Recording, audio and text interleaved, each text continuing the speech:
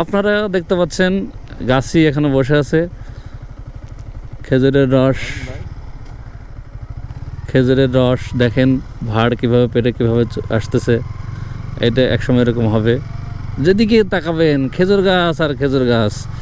আমরা কিন্তু দর্শক এখন আমরা কিন্তু যাচ্ছি ইন্ডিয়া বর্ডারের কাছে। তো বর্ডারের পরিবেশ কি আপনাদেরকে জানাবো। তার আগে আপনারা বাংলাদেশের যে শস্য শ্যামল আমাদের যে বাংলাদেশ, সবুজের মাঝে লাল, তো এই সবুজের মাঝে আমরা রক্ত দিয়েছি, রক্ত দিয়ে এদেশকে স্বাধীন করেছি, যে কারণে আমাদের সবুজের বুকে লাল। এই জন্য আমাদের পুরা সবুজ, মাঝখানে রক্তাক্ত একটু চিহ্ন আছে। তো দেখেন চাষি ধানের যত্ন নিচ্ছে, ধানের চারার যত্ন নিচ্ছে।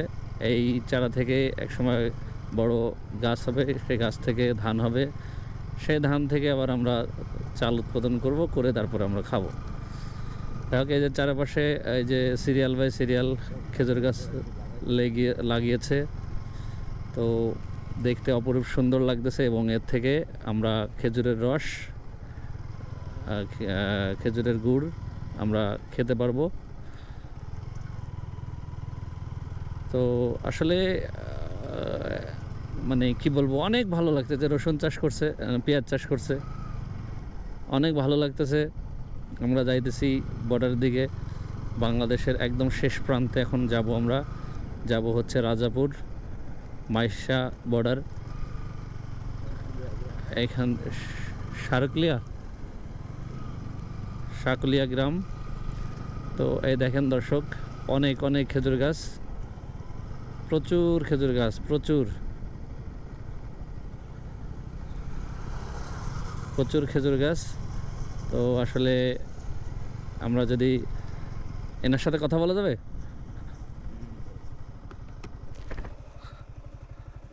আসসালামু আলাইকুম।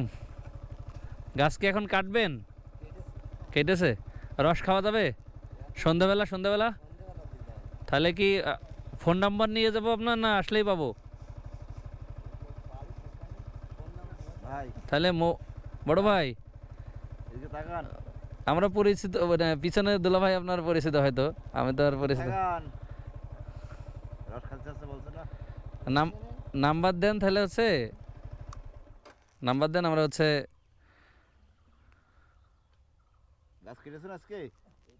সন্ধ্যাবেলা আমরা রস খাইতে আসবো। বলেন নাম্বারটা বলেন।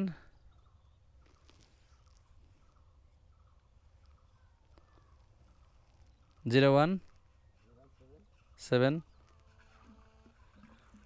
এক ভাড় কত? 782 32 6743।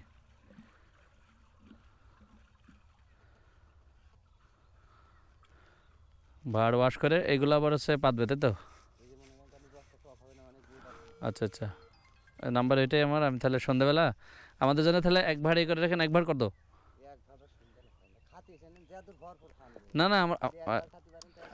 না আমরা আপনাদের লস করে তো করবো না, বুঝেন না। না ভাই, এটা তাহলে না আসার তাহলে এসে তারপর সেটা দেখবো না। আচ্ছা, তো আমাদের বাংলাদেশের মানুষের কত আন্তরিকতা, এটা খেয়াল করেন। আমরা হচ্ছে রস কিনে খাইতে যাচ্ছি, বাট সেখানে যত খাইতে পারেন তত খাইতে দিবে, বাট টাকা নেবে না। এখন হচ্ছে গ্রামের মানুষের যে আন্তরিকতা, এই আন্তরিকতাটা কিন্তু শহরের মানুষের মধ্যে নাই। শহরের মানুষ পাশে কাতরায় মরে গেলেও সেখানে শহরের মানুষজন এটা ফিরেও তাকায় না যে মানুষটা বেঁচে আছে না মরে গেছে। অথচ গ্রামের মানুষ দেখেন কত সহজ সরল।